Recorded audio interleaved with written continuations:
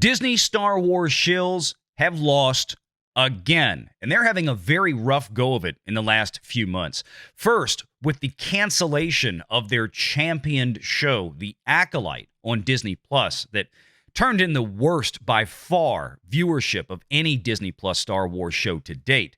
Then along came Star Wars Outlaws, a recently released video game from Ubisoft, a game that probably cost hundreds of millions of dollars to produce, and then had the largest marketing budget of any video game in Ubisoft's history. That is failing to even meet the low end of sales projections, and Wall Street bankers and analysts like those from JP Morgan Chase and Barclays are continuing to downgrade their expectations. Ubisoft might not even survive the next year if certain predictions actually line up.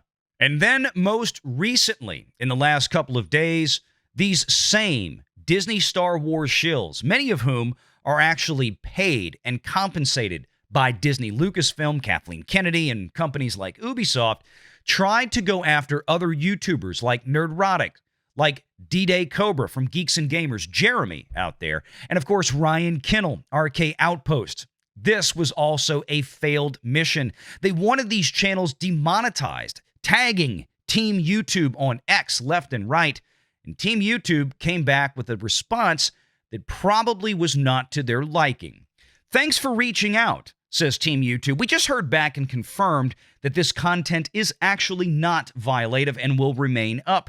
We understand you may not agree with this decision, but we reviewed this video carefully against our policies. So let's take a bit of a walk back down memory lane here, because we need to review exactly how this came to be, because we have to be more vigilant against the hatred and the censorship cancel pigs out there, because they're not going to stop anytime soon. I've personally been blocked by more people on X this week than I have in the last 3 years on the platform. And maybe, just maybe, I had a few snide remarks for some of these cancel pigs that didn't really rub them the right way. You know, ones like this. I saw my boy Valiant. I guess Kyle and Ripley wrote that manifesto so badly that they could actually qualify to showrun Acolyte Season 2. Oh my goodness. Valiant. That is the greatest comment ever. Somebody please clip that out, because it just showed them that. That is a perfect comment. That is a perfect comment right there.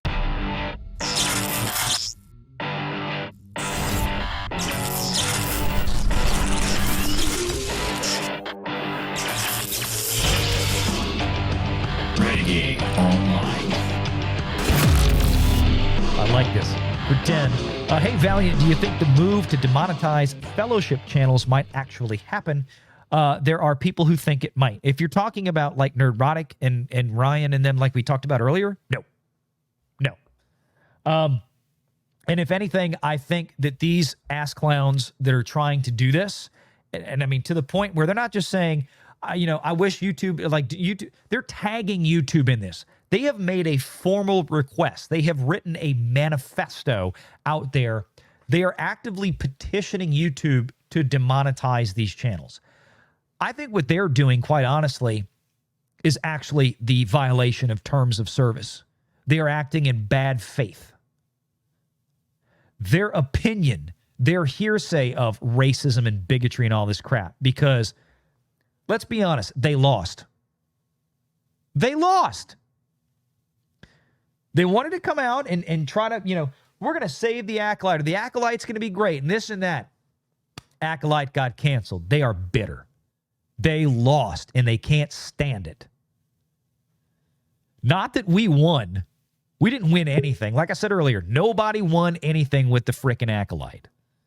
Yeah. Did you see what stream was just going on here a second ago? Which stream? Drunk 3PO, Jeremy, and Theory. Oh, really? Yeah, they were sitting having a casual discussion about it. And I think some of the discussion was, Oh, that must have been. I was about to send everybody over to Jeremy because he just started a Cobra Cast. They're just ending. That was it. That was the Cobra Cast. Okay. Yeah, legitimately, honestly, this is one of those things. I think people are I think it's hard to describe.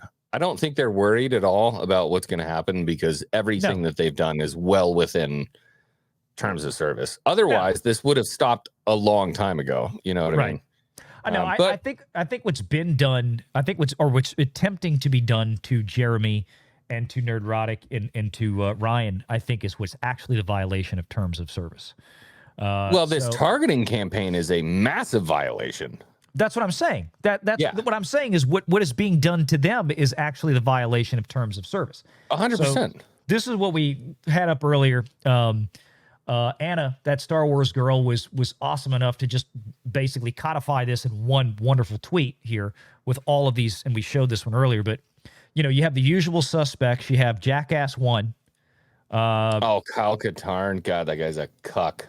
Yeah. And I don't care if anybody hears it. Please let them know I said that. No, look, I said earlier before you got here, I said, look, I've never been the type to kind of go after other social media people in the space. And I don't go after them, but if they bring it up and they talk about it. This is what I'm saying. It's like, yeah, exactly. You've reached a point where you done piss me off.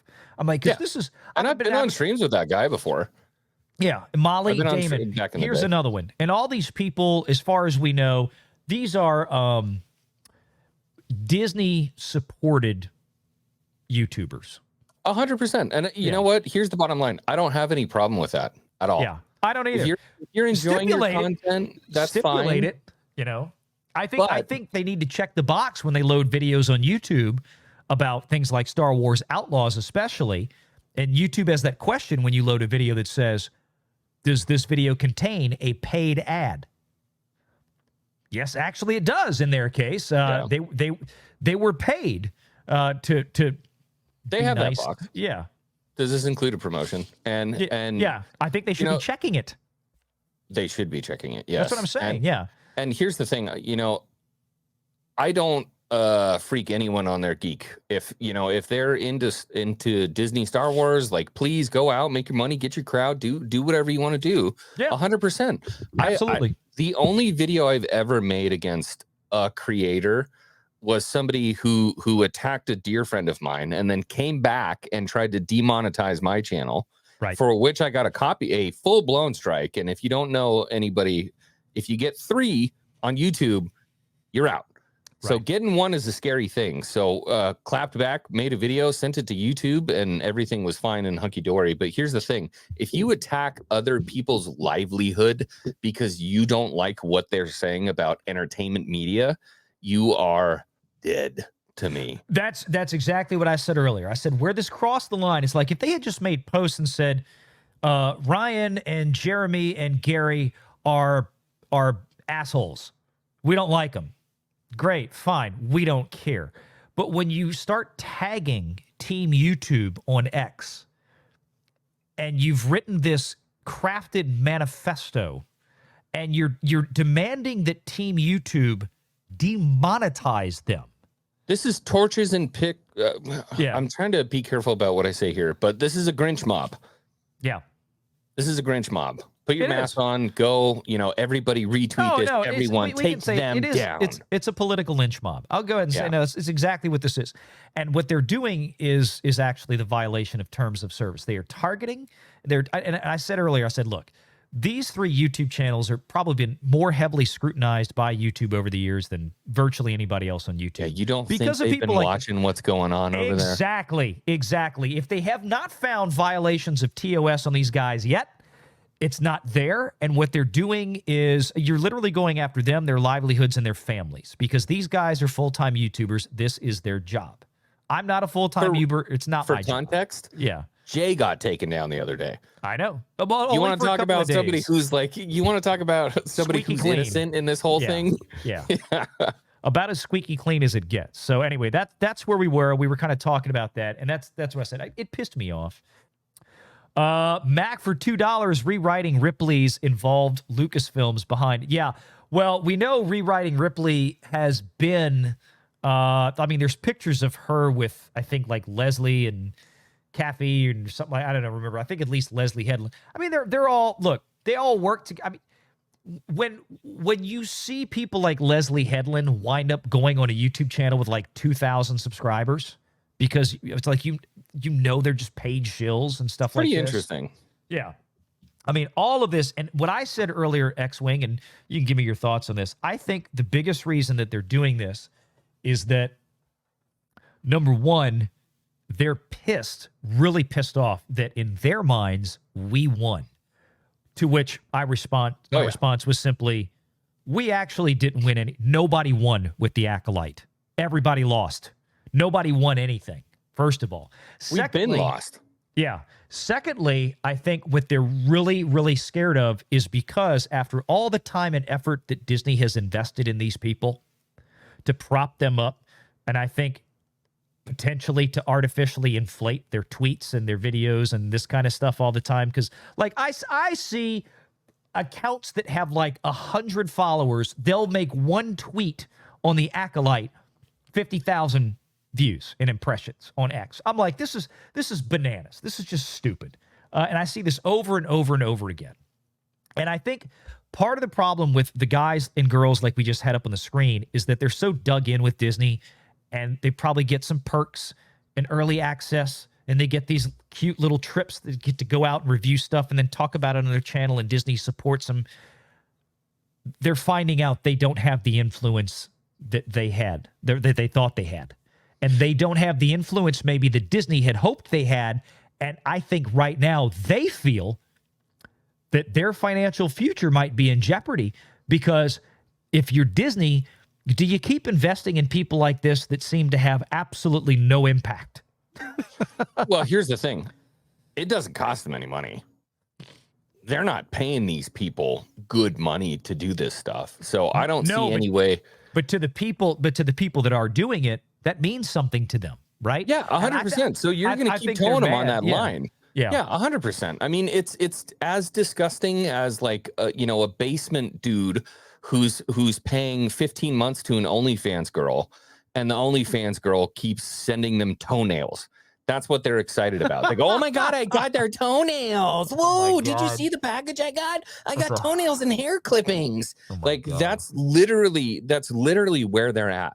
And they're cool to their little subscriber base because they got the toenails. Well, I don't have the toenails. That's how disgusting this is. So to me personally, I don't see any reason why Disney stops supporting these people. I think they should continue to support these people. And again, that's my opinion. Like I said, I'm not shaming your game, dude. If you're into that stuff, keep up on it. Keep going.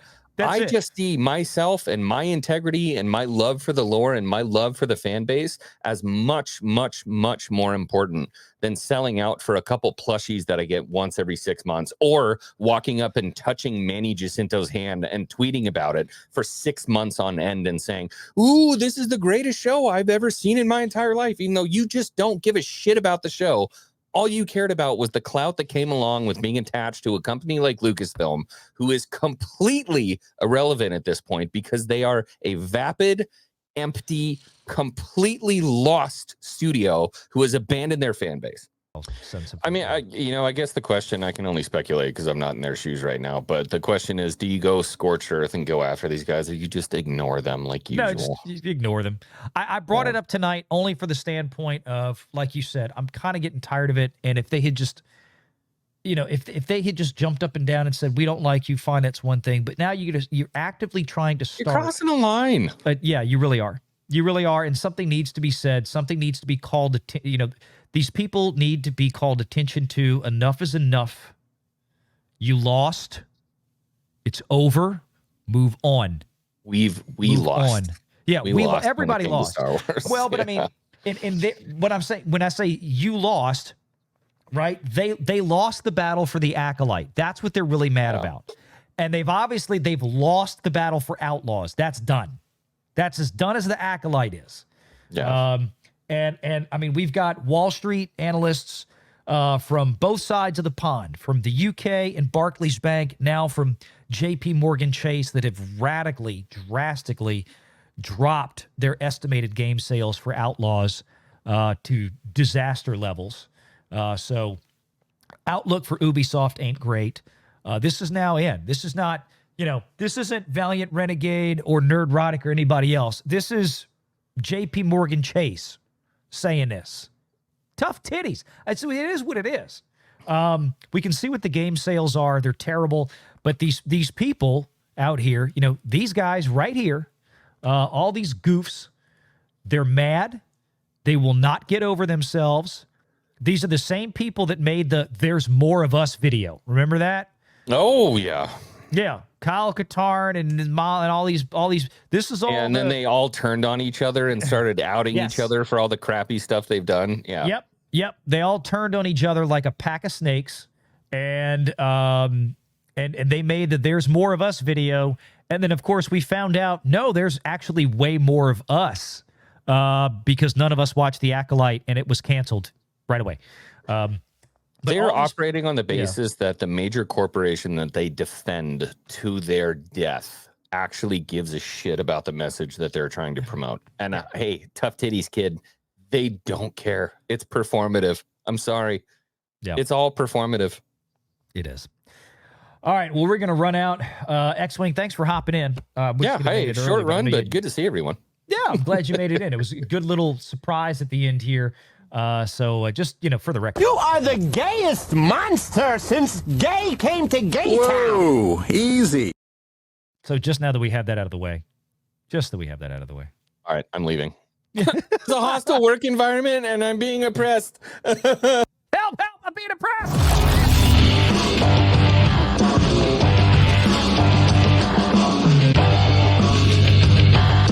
Make sure you're subscribed to Valiant Renegade and join us every Sunday at 6 p.m. Eastern for the live show.